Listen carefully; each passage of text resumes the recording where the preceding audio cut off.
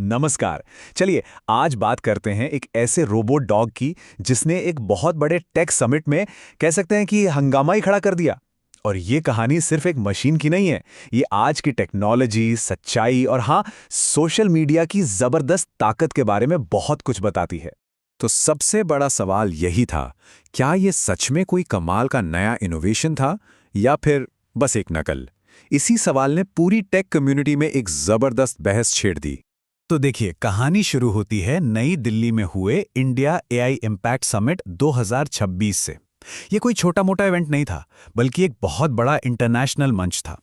दुनिया भर से लोग अपनी सबसे बेहतरीन एआई टेक्नोलॉजी दिखाने के लिए यहाँ जुटे थे।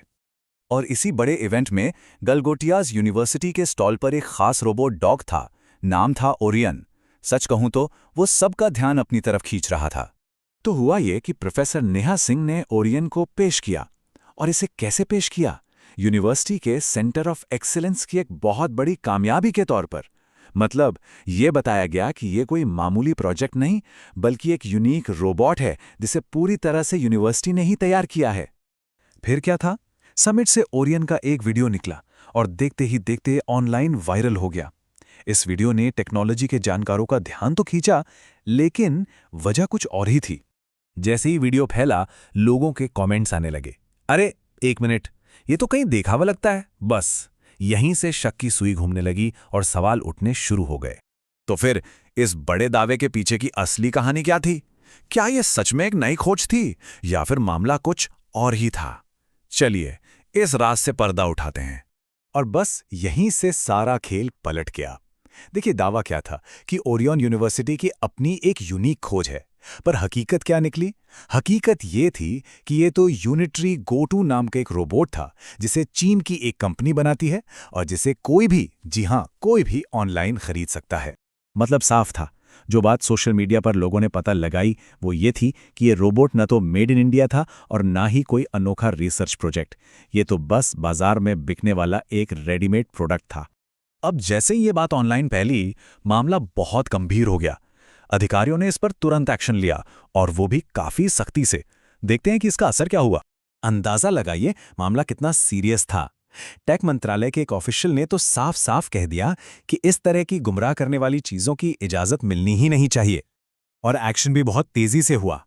समिट के ऑर्गेनाइजर्स ने गलगोटियाज यूनिवर्सिटी से कहा कि वो फौरन अपना स्टॉल खाली करें, और उधर मंत्रालय ने भी पब्लिक में इस पूरे डिस्प्ले को भ्रामक बताकर इसकी निंदा की।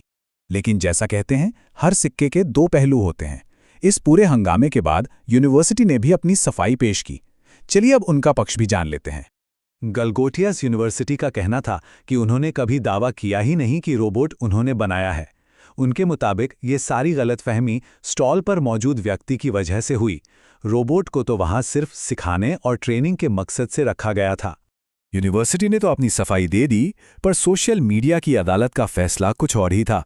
इंटरनेट पर मीम्स की बाढ़ आ गई और लोग यूनिवर्सिटी से जवाबदेही की मांग करने लगे। तो देखिए, ये पूरा मामला सिर्फ एक रोबोट का नहीं है। ये हमें आज की टेक्नोलॉजी की दुनिया में ट्रांसपेरेंसी यानी पारदर्शिता और सच्चाई को लेकर कुछ बहुत जरूरी सबक सिखाता है। तो सवाल उठता है कि इस पूरी कहानी से हमें सीखने को क्या मिलता है?